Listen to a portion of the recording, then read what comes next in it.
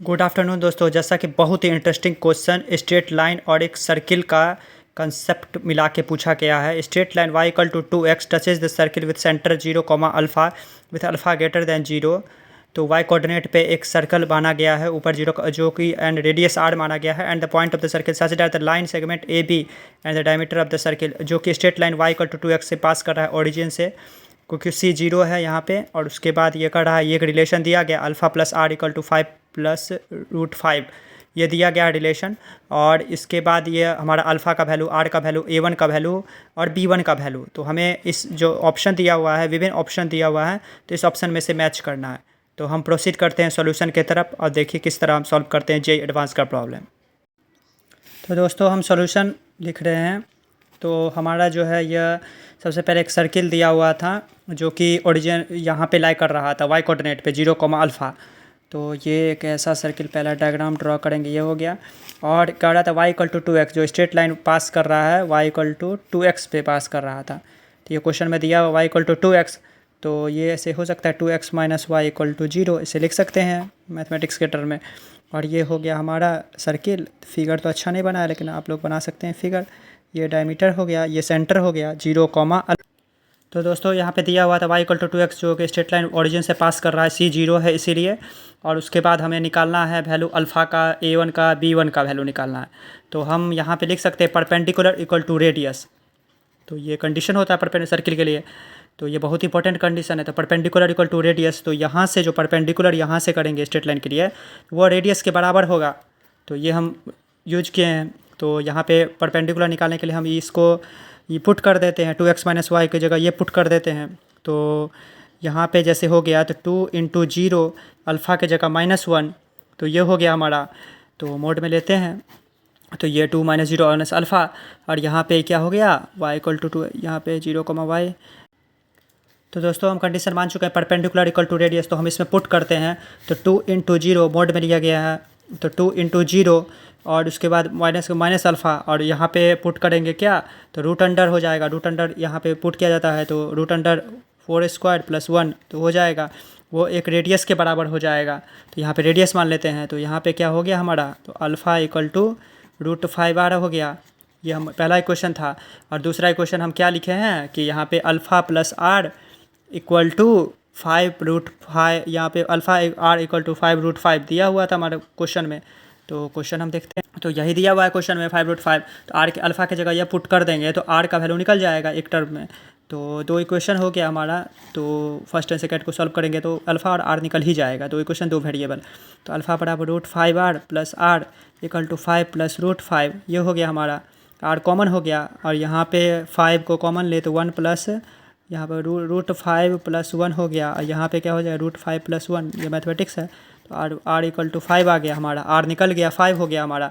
तो अल्फ़ा का वैल्यू क्या हो जाएगा, आर का 5 हो गया हमारा। आर का वैल्यू रूट, यहाँ पे 5 रूट 5 कॉमन लिए हैं, तो यहाँ रूट 5 कॉमन लिए हैं, तो आर का वैल्यू ये हो गया हमारा रूट 5। तो आर का वैल्यू हो गया हमारा रूट 5, तो आर का अल्फ़ा का वैल्यू हो गया 5 हमारा। तो आप देखिए, तो अल्फ़ा का वैल्यू और आर का वैल्यू निकल गया है। तो अब हम क्या करेंगे, कोशिश करेंगे कि यहाँ पे क्वेश्चन में जो पूछा गया a1 और b1 का वैल्यू निकालने का कोशिश करेंगे। तो a1 के लिए निकालने के लिए यह फार्मूला होता है, तो x माइनस 0 यहाँ पे पुट किए हैं, सेंटर 0 का अल्फ़ा है और equation y equal to 2x है। तो निकालने के लिए यहाँ पे तो x माइनस 0 बाई 2, यहाँ पे y यहाँ पे है 2x माइनस वाई। तो यहाँ पे x माइनस, यहाँ पे y माइनस अल्फ़ा का वैल्यू 5 है सेंटर के लिए, 0 माइनस 5 वाई माइनस 5, फिर यहाँ पे 1 हो गया हमारा y की जगह। तो और उसके बाद ये -1 हो यहाँ पे 2x माइनस वाई। और यहाँ पे पुट करेंगे माइनस इंटरसेप्ट जो है वहाँ पे पुट कर देंगे, 2x माइनस वाई के जगह पुट कर देंगे 0,5। तो 0 यहाँ पे -5, यहाँ पे क्या होगा 2 दूनी 4, a square plus b square, ये हो गया हमारा। तो हम पुट करेंगे तो x minus 0 by 2 equal to Y minus 5 equal to -1, यहाँ पे 5 बाई 5, ये हो गया -5।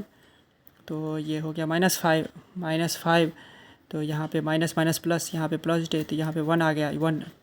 तो x इक्वल टू 2, अब y equal to -1 plus 5, y equal to 4। तो यहाँ पे x इक्वल टू 2, तो यहाँ पे हम 2 और 4 आ गया। तो इस सेंटर के लिए जो इमेज बनाए थे तो यहाँ पे लाई कर गया 2,4 और यहाँ पे सेंटर जो है यहाँ पे 0,5 हो गया। ये दूसरा कोऑर्डिनेट जो है ए निकल गया। अब बी का निकालेंगे वैल्यू, तो बी का वैल्यू हम निकालते हैं तो सेंटर से निकल जाएगा।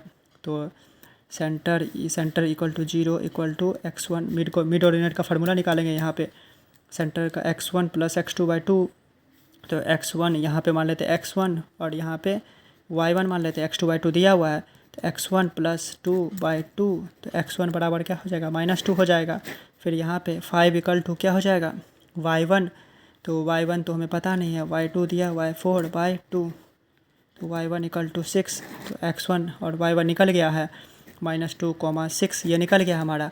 तो अब हम ऑप्शन मैच कराने का कोशिश करते हैं कौन कौन सा है।